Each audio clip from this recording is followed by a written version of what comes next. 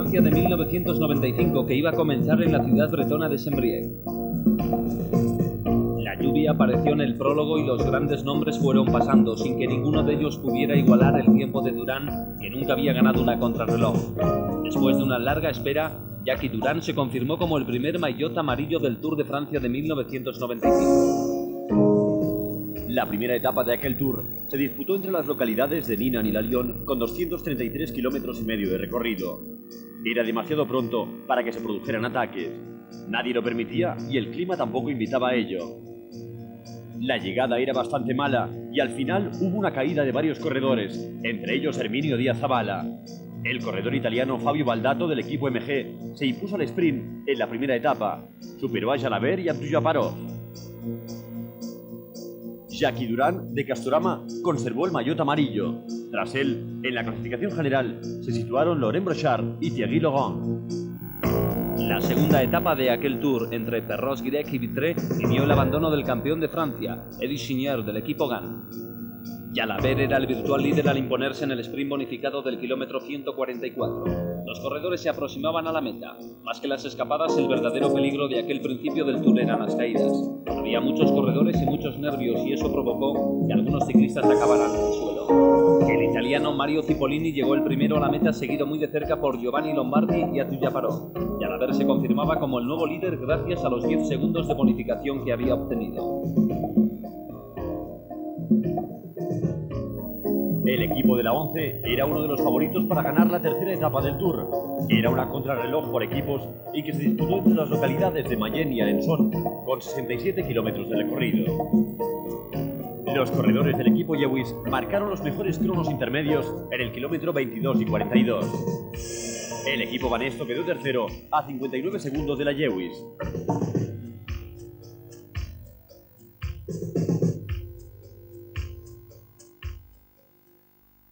El director de la ONCE quería llegar a la parte final con el mayor número posible de corredores. Sabía que si todos terminaban, realizarían un buen tiempo. Así fue. El equipo de la ONCE realizó el segundo mejor tiempo a 35 segundos de la Lewis.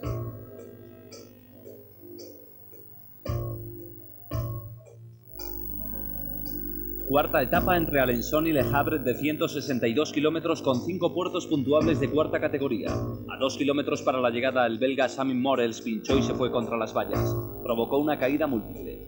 Nelissen cayó sobre Morels, Baldato se estrelló contra el suelo. También estaban Tujaparov y Laurent Jalabert, el líder, a quien vemos con el dorsal 61. Cipollini, del equipo Mercatone, que entró tercero en la fatídica curva, se libró de la caída y ganó con claridad, imponiéndose al sprint al alemán Zabel y al francés Moncassin. El también italiano Ivan Gotti de la Lewis se colocó líder debido a la caída sufrida por Laurent Jalabert. Gotti era el nuevo líder. En segundo lugar estaba Rix y tercero era Melchor Mauri. La quinta etapa, la más larga de aquel Tour, se disputó entre Fécamp y Dunkerque, con un recorrido de 261 kilómetros. Tenía 4 puertos puntuables de cuarta categoría y 3 sprints bonificados. A Cipollini le salió un rival dispuesto a luchar, un holandés de 23 años, John Biljevens. Cipollini arrancó por dentro, pero Biljevens estaba bien situado y realizó un sprint perfecto. Biljevens fue el vencedor con Escurada segundo y Zabel tercero. En la sexta etapa el Tour entró en Bélgica. Se corrió entre Dunkerque y Charleroi, 202 kilómetros de recorrido totalmente llano. A 25 kilómetros de la meta hubo un corte en el pelotón, en el que se metió Miguel Indurain, que sacó 3 segundos a Rominger, Bersin y Zule. En el sprint final, el pelotón tiraban a Tujaparov, Escorada, Jalabert e Indurain, entre otros, pero sería el alemán Eric Zabel, del equipo Telecom, quien ganaría la sexta etapa. Rix era el nuevo maillot amarillo. La séptima etapa del Tour se desarrolló entre Charleroi y Lieja, con 203 kilómetros de recorrido. Los corredores ascendieron 10 puertos puntuables, 6 de ellos de cuarta categoría y 4 de tercera. El último puerto, Forbes, estaba situado a 16 kilómetros de la llegada. En aquella subida, Miguel Indurain daría el gran salto. A 25 kilómetros de la meta, el navarro saltó junto con Brunel. Indurain realizó una contrarreloj hasta Lieja, con Brunel a su rueda sin poder darle relevo. Con muchas ganas, el español rodó sin importarle llevar a rueda a un corredor que se aprovechó de su trabajo.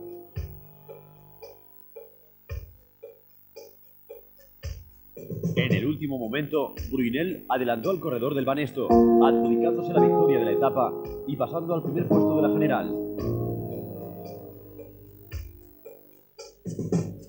Miguel Indurain quedaba segundo.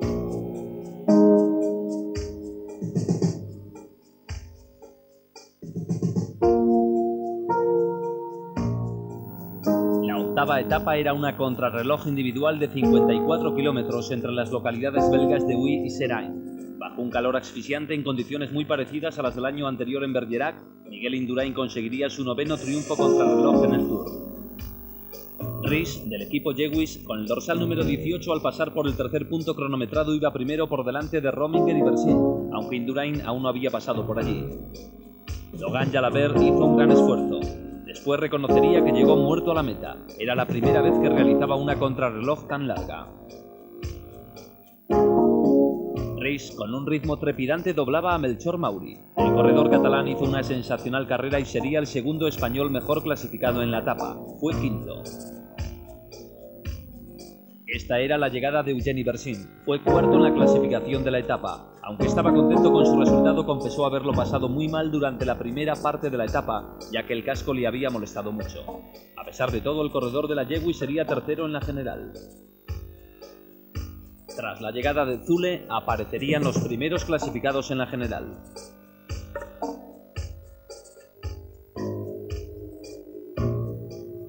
El danés Ries, también de la Jewish, fue la gran sorpresa de la jornada.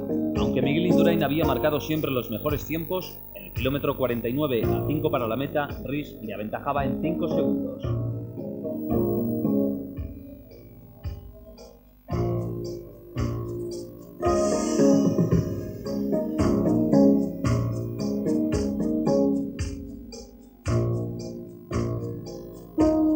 Miguel Indurain sabía que aquella etapa era muy importante porque quedaba toda la montaña y quería llegar a ella con una diferencia importante respecto a los escaladores y así afrontarla con tranquilidad.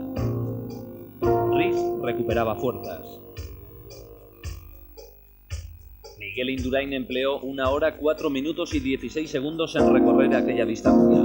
Se enfundó de nuevo el maillot amarillo de líder. El español consiguió su 11º triunfo de etapa en el Tour y corrió a una media de 50 km por hora.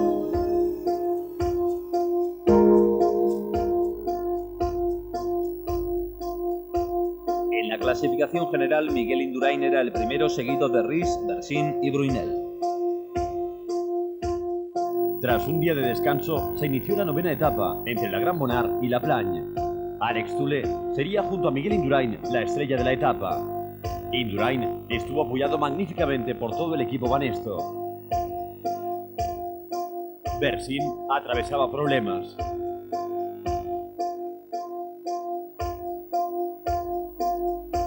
A pesar de los intentos, nadie pudo seguir a Zule, que coronó en solitario el Courmet de Roseland, con 5 minutos sobre el grupo perseguidor en el que iba Indurain.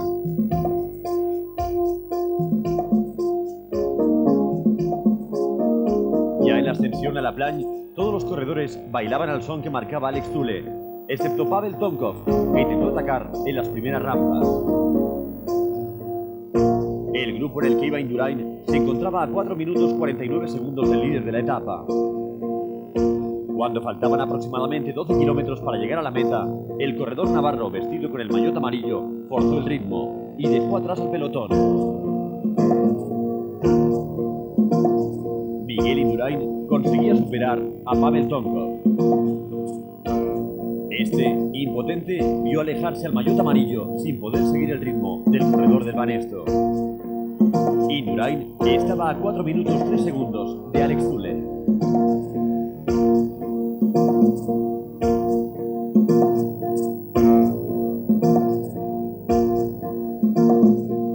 Los 12 últimos kilómetros fueron un festival del corredor navarro que luchaba contra el tiempo. Indurain volvía a practicar su teoría de que tras un día de descanso, la primera etapa de montaña era el momento ideal para establecer diferencias. A falta de 5 kilómetros, Ivan Gotti y Marco Pantani intentaban acabar la etapa con un buen tiempo. Alex Zule aspiraba a ganarla. Estaba noveno en la general a más de 4 minutos de Indurain, pero si aumentaba el ritmo podría ser el líder del Tour. Miguel Indurain no iba a permitirlo. Indurain pasaba por la pancarta que anunciaba los últimos 4 kilómetros y Zule por la de 3.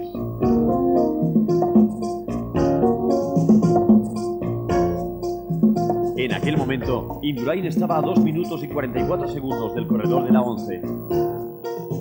Esa diferencia había sido casi de 5 minutos. El corredor del Banesto estaba realizando una etapa sensacional. Marco Pantani e Ivan Gotti intentaban dar caza a Toro. A Alex Zule le quedaban los 2 últimos kilómetros. Indurain seguía luchando contra el reloj. Tenía que disminuir al máximo la diferencia para afianzarse en el primer puesto de la general. Las siguientes etapas no eran fáciles. Al siguiente día, Alpe d'Huez y luego los Pirineos. Alex Zule conseguía la victoria de etapa. Su tiempo, 4 horas, 41 minutos y 18 segundos. Miguel Indurain dejó a todos sus rivales sin opciones para el triunfo final en el Tour.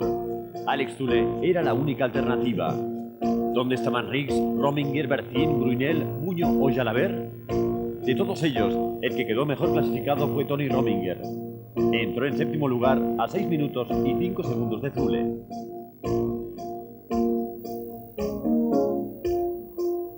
Estos eran los últimos metros de Indurain antes de llegar a la meta.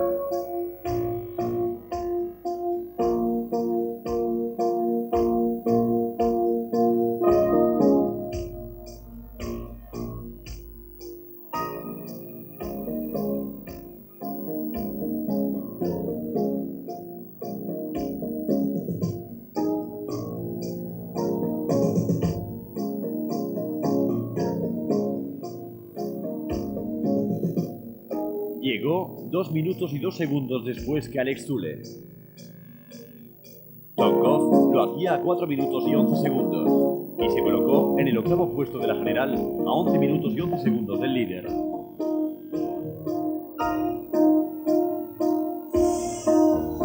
Pantani y Gotti serían 4º y 5º respectivamente a 4 minutos y 37 segundos de Alex Zule. Gotti pasó a ocupar el 5º puesto en la general. Indurain seguía siendo el primero, seguido de Alex Zule. La 10ª etapa del Tour, segunda en los Alpes, se desarrolló entre La Planche y Alpe d'Huez con una distancia de 162 kilómetros. Sus 21 curvas y el significado especial que le ha otorgado la tradición, el que culmina como líder y gana una contrarreloj es el vencedor final, hicieron de aquella jornada algo especial. En el ascenso a la Croix de Fer se comenzó a formar una escapada que acabaría llegando con distintos componentes al pie de Alpe d'Huez. El equipo Banesto no se inmutó, ni siquiera cuando Escartín se fue por delante. En el grupo de Indurain iba Tony Rominger, que intentaba no quedarse descolgado y se apoyaba en su compañero de equipo Arsenio González. El rey de la montaña, Richard Virenque, estaba apoyado por sus compañeros del equipo Festina. Virenque hizo honor al maillot que llevaba, fue el primero en coronar la Croix de Fer. Tras el paso por este puerto se escaparían 13 corredores, entre los que iban Virenque, Jalabert y Aparicio. Posteriormente se les uniría Escartín. El resto del pelotón coronaba la Croix de Fer.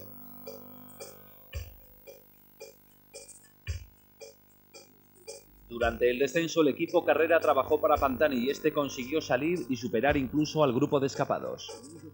El minuto y 30 segundos que habían conseguido fue neutralizado en los primeros tramos de la subida a Alpe d'Huez. Pantani afrontaba en solitario la mítica ascensión en la que finalizaba la etapa. En la subida de las 21 curvas, Indurain forzó el ritmo y se llevó a su rueda a Alex Zule y a Riggs. Pantani estaba a punto de alcanzar a 3 de los corredores que se habían escapado. Entre ellos se encontraba Jalabert con el maillot verde de la regularidad.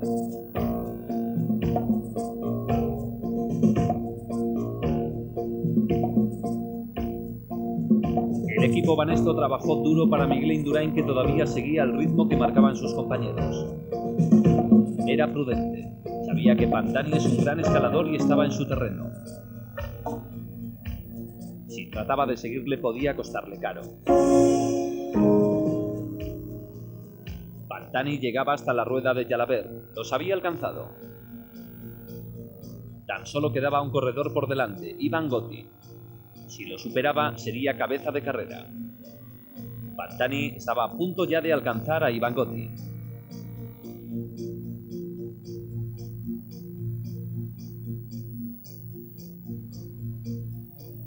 Pantani logró conectar con Gotti. Faltaban 10 kilómetros para la llegada.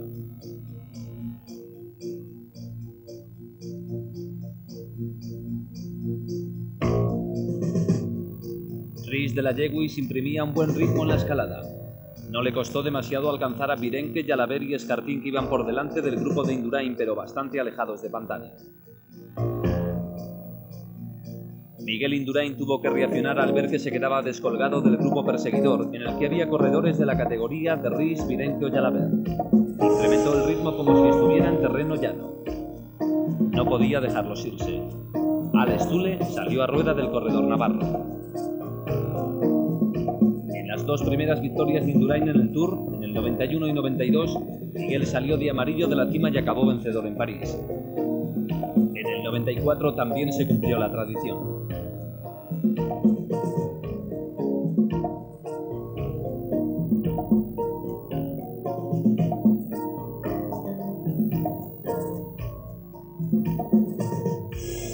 Pantani se encontraba en cabeza de carrera con una ventaja de 1 minuto y 10 segundos sobre Rhys, Virenque, Jalabert, Escartín y Laurent Madouas, que se había unido al grupo junto con Rhys.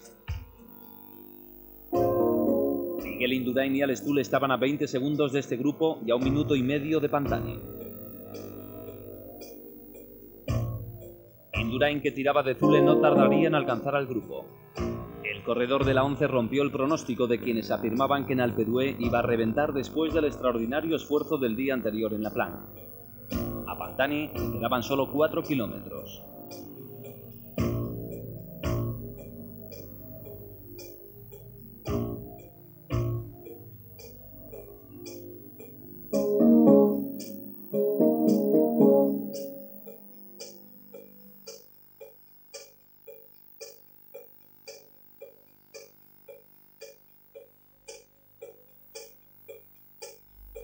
Aunque Miguel Indurain era la estrella del Tour, un equipo brilló con luz propia, la 11. La prensa del momento lo calificó como el mejor equipo del mundo. La temporada que estaban haciendo era magnífica.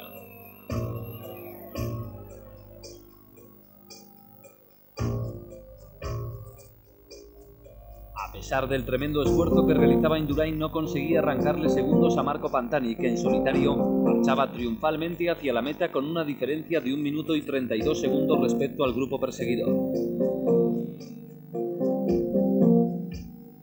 Pantani pasaba bajo la pancarta de los 2 últimos kilómetros.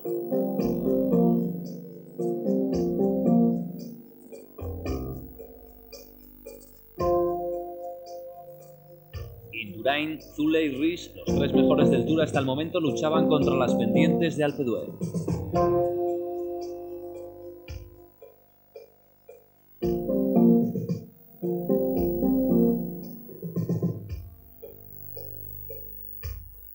Miguel Indurain tiraba del grupo.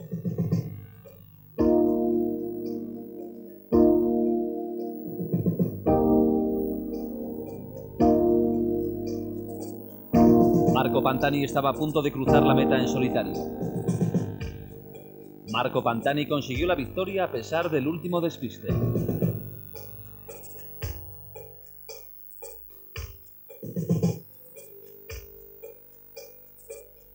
Pantani venció quizás en la etapa más dura del Tour. 5 horas, 13 minutos y 14 segundos fue su tiempo. Los 3 perseguidores entraron a 1 minuto y 24 segundos de Pantani. Habían reducido muy poco tiempo.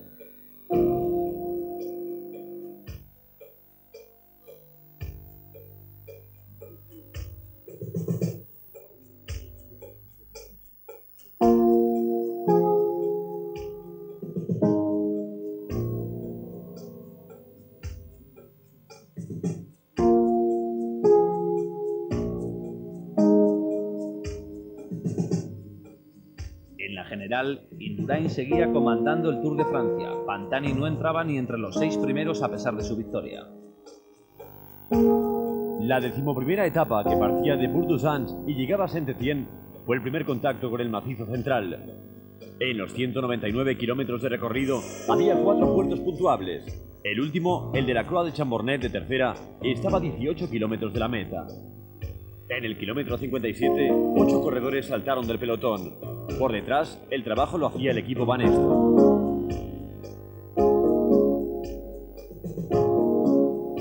Al inicio del puerto de Loyelón, a 31 kilómetros de la meta, la diferencia era de 6 minutos y 46 segundos. Pero ese puerto actuó como filtro antes de llegar a Saint-Étienne y la escapada se rompió. En cabeza estaba en buena hora, que fue quien lanzó el ataque, y Siandi, y la aguantó, aunque sería este quien ganara la etapa.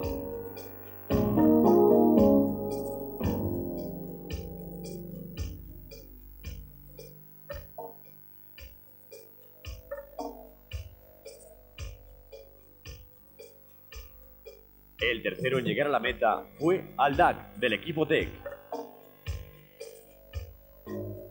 Y cuarto Tafi del Mapei a 2 minutos y 48 segundos. El pelotón llegó a 5:52.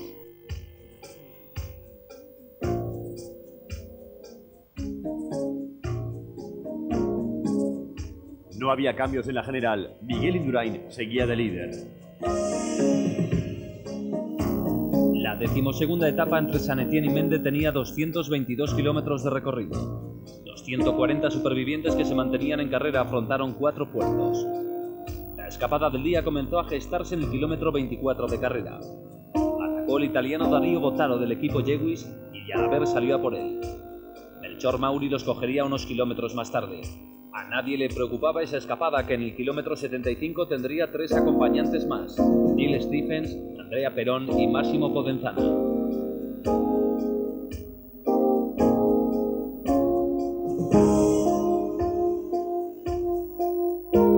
En el grupo de escapados solo quedaban ya 5 corredores: Melchor Mauri, que encabezaba el grupo, Logan Jalabert con su maillot verde, Andrea Perón del Motorola, Dario Botaro de la Lewis y Massimo Podenzana, que cerraba el grupo. Solo les faltaban 5 kilómetros para meta. 5 kilómetros de ascensión. Jalabert, que había ido a rueda de Melchor Mauri, no quiso correr riesgos. Atacó a falta de 4,5 kilómetros para el final. Botaro intentó seguirle, pero no pudo. Jalabert, que hasta entonces se había apoyado en Mauri y en Stephens, lo que demostraba la compenetración del equipo, abordaría en solitario los últimos kilómetros. Mauri fue capaz de llegar con ventaja en 4ª posición y se situó 5º en la general.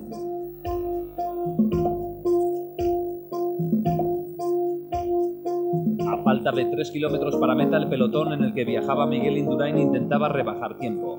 Los 11 minutos de ventaja que llevaban los escapados en el kilómetro 137 habían sido reducidos considerablemente hasta un tiempo de 6 minutos y 51 segundos. La reacción había llegado demasiado tarde.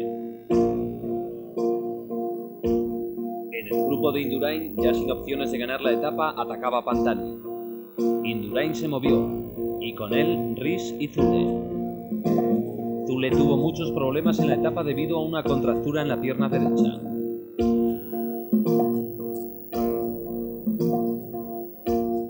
Ries estaba a rueda de Indurain.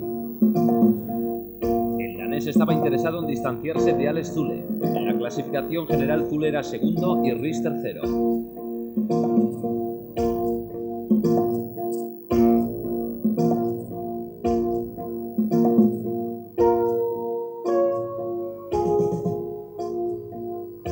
Alex Zule empezaba a notar el cansancio.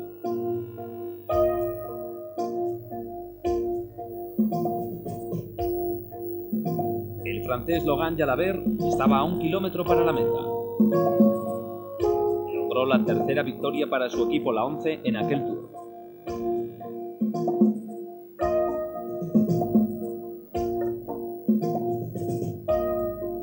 Mientras Jalabert se acercaba a la meta, Indurain y Ries contactaron con Pantani. El navarro sabía que la clasificación general sufriría cambios y que debía intentar mantener la mayor distancia posible con los demás corredores. Logan Jalabert hizo un tiempo de 5 horas 19 minutos y 5 segundos.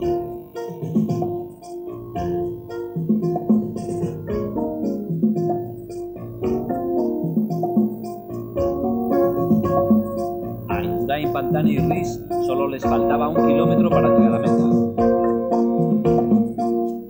La preocupación de Miguel Indurain era Logan Jalabert. Azule ya lo había dejado atrás.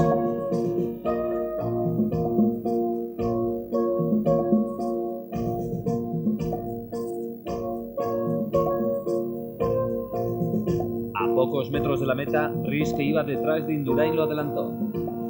Pantani no quería quedarse atrás. Miguel Indurain pasó a ocupar el tercer lugar de aquel trío. Pantani apretó el ritmo y Rhys no pudo evitarlo. En la clasificación general, Miguel Indurain seguía de líder, pero por detrás había 2 hombres de la 11, Alex Zülle y Logan Jalabert, que había escalado puestos. La 13ª etapa, entre Mende y Rebel, constaba de 245 kilómetros. Había 6 puertos puntuables, el último de tercera categoría, situado a 8 kilómetros de la llegada. En el kilómetro 38, 4 corredores se lanzaron a la aventura. Aquella escapada se rompería en el puerto de Saint-Feruel, a 8 kilómetros de la meta. Atacó en buena hora. Orkachov le cogió la rueda y le rebasó. Solo Lance Armstrong podía seguirle. Los dos se jugarían la etapa en la llegada a meta.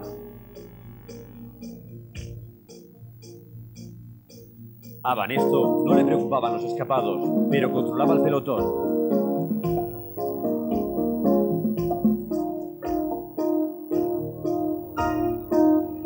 Orkachov y Armstrong se disputaban el sprint. El corredor de Polti no permitió que Armstrong lo adelantara. Se situó delante de él y no le dejó espacio para pasar. Consiguió su primera victoria en el Tour de Francia. Miguel Indurain celebraba su 31 cumpleaños en la 14ª etapa, un aperitivo de las Pirenaicas más duras. Los 129 supervivientes tenían que recorrer 164 kilómetros entre Senogans y Gousset.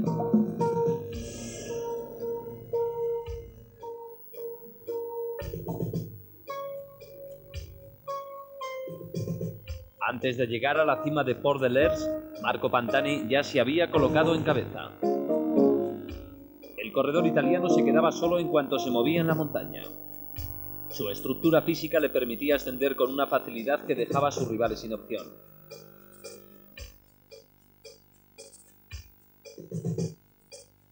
Indurain, fiel a su estilo, a 3 kilómetros de la meta se había cansado de llevar tanta gente a su rueda y aceleró. Se quedó con Zülle, Bidenke y Rhys, y se fueron a la caza de Pantani.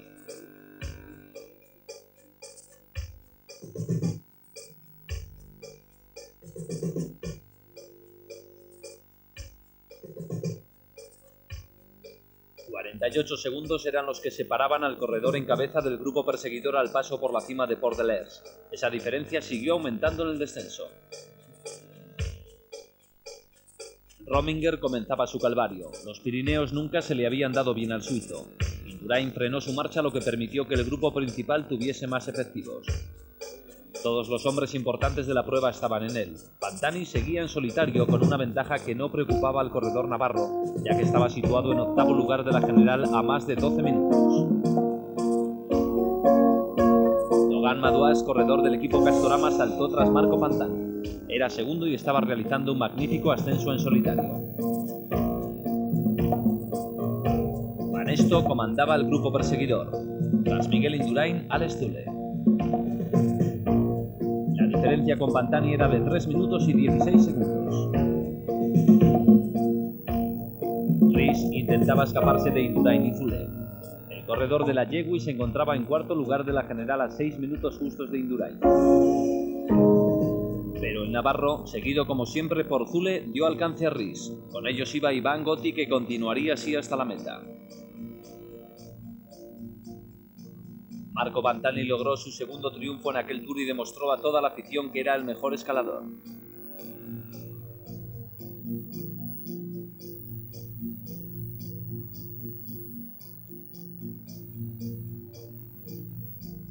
A 2 minutos y 30 segundos entró Madouas y al mismo tiempo Miguel Indurain, que sprintó como si no hubiera realizado una etapa de 164 kilómetros. Alex Zülle perdería algunos segundos con respecto a Indurain.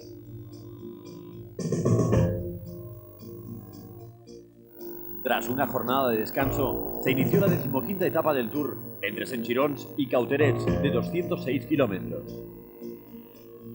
A las 11:30 de la mañana, la emisora de Radio Tour informó de un accidente en el descenso del Col d'Aspet en los Pirineos. Cayeron 6 corredores. Uno de ellos, Dante Retze, de Lucky, cayó por una pendiente, pero solo sufrió heridas leves.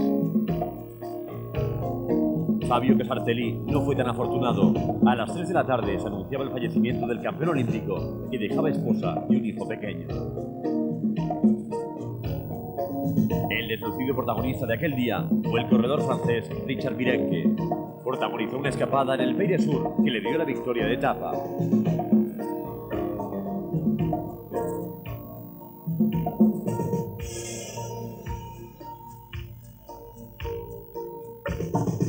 El segundo clasificado fue Claudio Capucci, que entró a 1 minuto 17 segundos. Tras él, el corredor del equipo Kelme, Hernán Buenahora.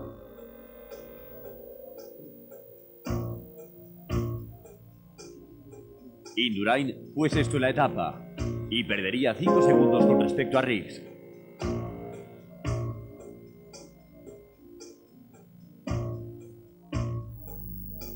La 16ª etapa del Tour se desarrolló entre Tarbes y Pau, con un recorrido de 237 kilómetros que se convirtió en un homenaje póstumo al corredor fallecido. Fueron los propios ciclistas quienes decidieron rodar conjuntamente, permitiendo que los compañeros de Casartelli, los componentes del grupo Motorola, ganaran los premios de la montaña, los sprints bonificados y todos los premios que había en juego en la etapa. El Tour vivió uno de los días más largos de toda su historia. A 10 kilómetros para la llegada, el equipo Motorola se puso en cabeza.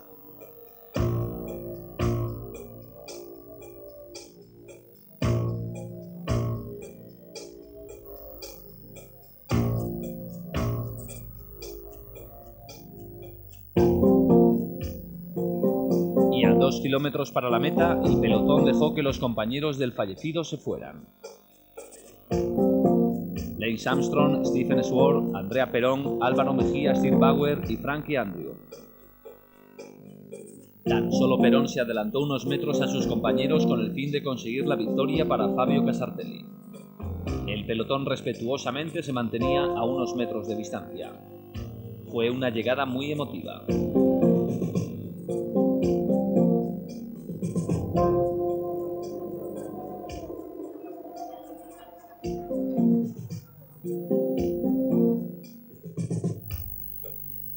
La 17ª etapa del Tour se disputó entre Pau y Burdeos, con 246 kilómetros de recorrido. Se atravesaron las landas bajo un sol abrasador. Esta fue una de las escapadas de la etapa. La protagonizaron 2 corredores del equipo GBMG a pocos kilómetros de la llegada. El intento de Germán Ivancela no fructificó.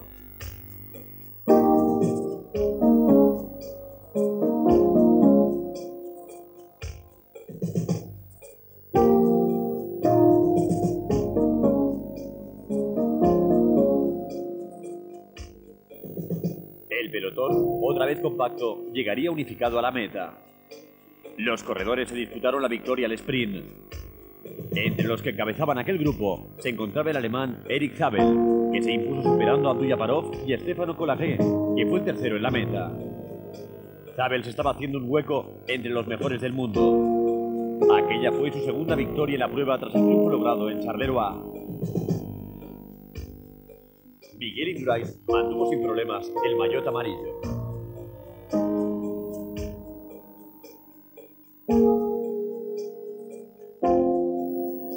La 18ª etapa salió de Montpont-Menesterol y finalizó en Limoges después de 166 kilómetros. Indurain tuvo que saltar a por Jalabert primero y a por Riz después para evitar sobresaltos.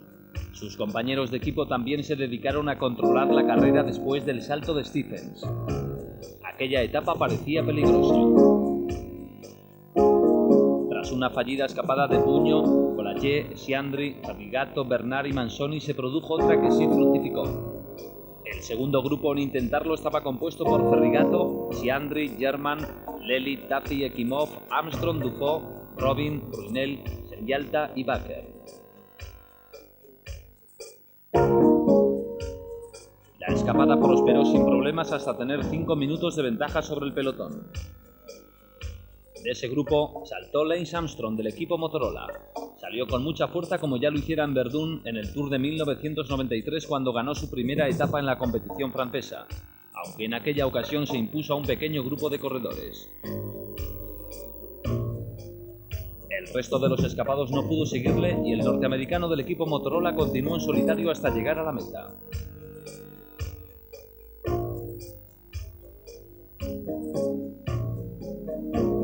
Por detrás, Miguel Indurain seguía tranquilo. Tenía controlados a los hombres que podían ocasionarle problemas. Un año más el corredor navarro tenía casi asegurado el triunfo en París, aunque siempre se mostró prudente.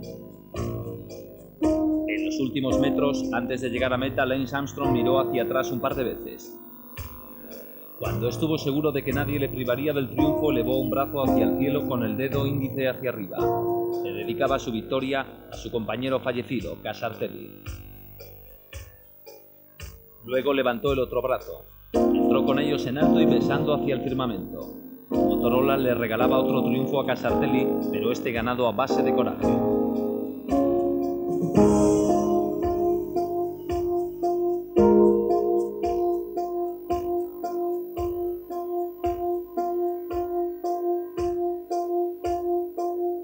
El segundo corredor en llegar a la meta fue Andrea Ferrigato, que lo hizo 33 segundos más tarde. En la general, Miguel Indurain mantenía una cómoda ventaja de más de 2 minutos y medio sobre Alex Zülle.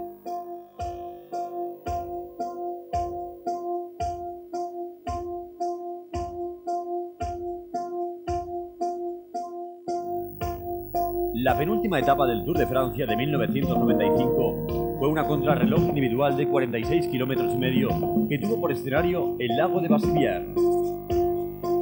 Miguel Indurain, el líder, salió el último.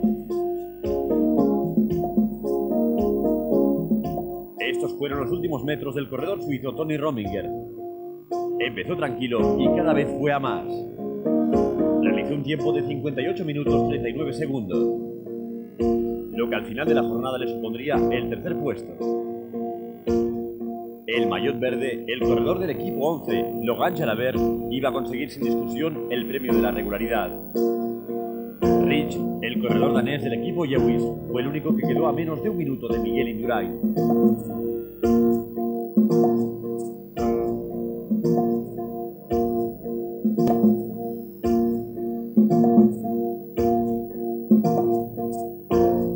El trazado de la carretera era bastante llano.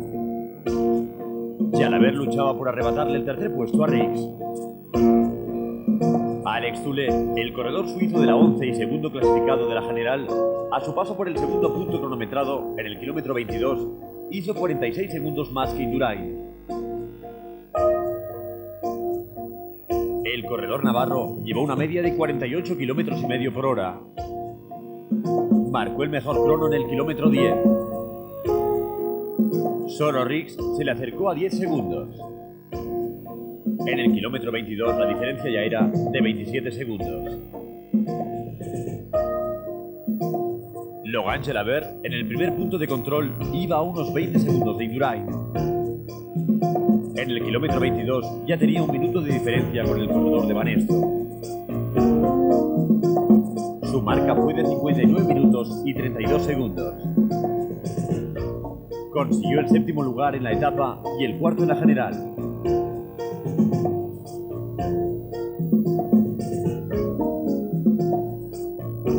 A Riggs le faltaba 1 kilómetro para llegar a la meta.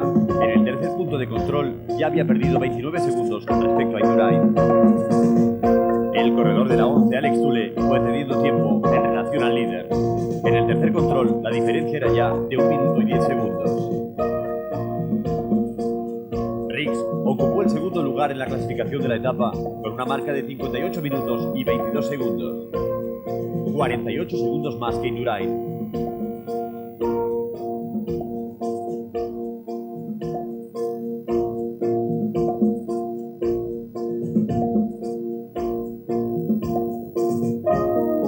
maillot amarillo no concedió ninguna oportunidad a sus rivales. Consiguió los mejores tiempos en todos los controles intermedios. Alex Zülle realizó un tiempo de 59 minutos y 23 segundos. Se colocó sexto en la etapa a 1 minuto 49 segundos de Indurain y conservó su segundo puesto en la general a 4 minutos y 35 segundos del líder.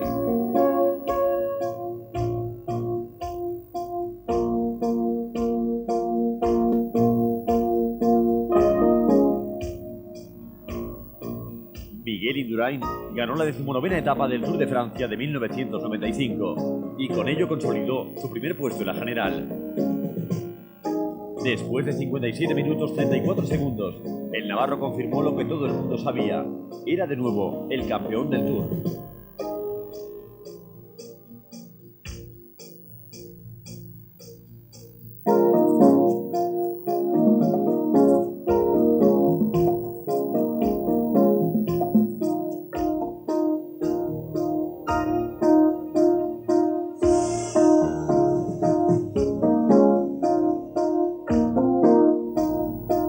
De Francia de 1995 llegaba a su fin. La 20ª y última etapa se disputó entre Saint-Genis-de-Bois y París. Fueron 155 kilómetros de recorrido. Los últimos 54 se disputaron en los Campos Elíseos, con 9 vueltas de 6 kilómetros. En la última de ellas se situó la meta final. Los corredores llegaron todos juntos a los Campos Elíseos.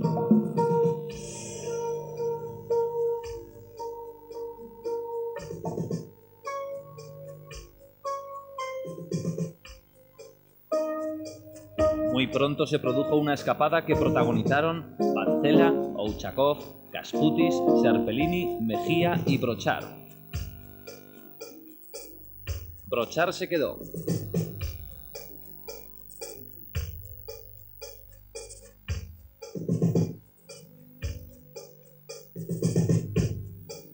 Miguel Indurain se mantuvo desde la entrada de los Campos Elíseos en los últimos lugares del grupo sin correr riesgos junto a algunos compañeros de su equipo. Incluso tuvo tiempo de dialogar con Zülle.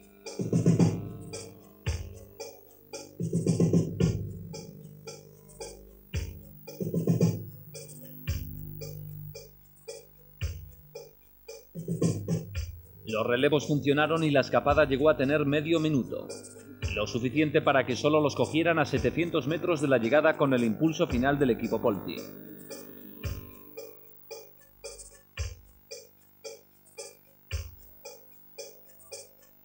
Abdujaparov consiguió su primer triunfo de aquel Tour en la última etapa al imponerse en el sprint final a Fagini del equipo Mercatone. En la última recta del Tour, el que fuera maillot verde de los años 91, 93 y 94 consiguió su octavo triunfo en la carrera francesa. Abdujaparov ya había vencido en los Campos Elíseos en 1993. Miguel Indurain entró a formar parte del club de los 4 más prestigiosos del mundo del ciclismo. Junto a Anquetil, Merckx e Hinault, era el único corredor que había ganado 5 Tours de Francia, pero el navarro era el primero en hacerlo de forma consecutiva. 3 españoles finalizaron entre los 10 primeros. Además de Miguel Indurain, Melchor Mauri del equipo 11 y Fernando Escartín del Mapei realizaron una carrera magnífica y terminaron en 6º y 7º puesto respectivamente en la general.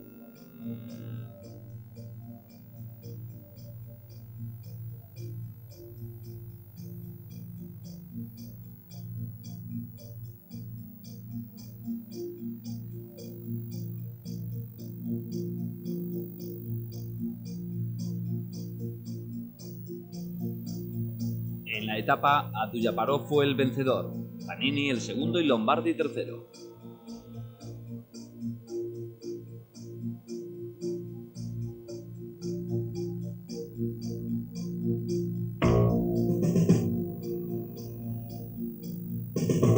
En la clasificación general definitiva, Miguel Indurain volvía a ser el campeón. Alex Zülle era segundo a 4 minutos 35 segundos y Arne Ries tercero a 6:47. Miguel Indurain conseguía su 5º Tour consecutivo.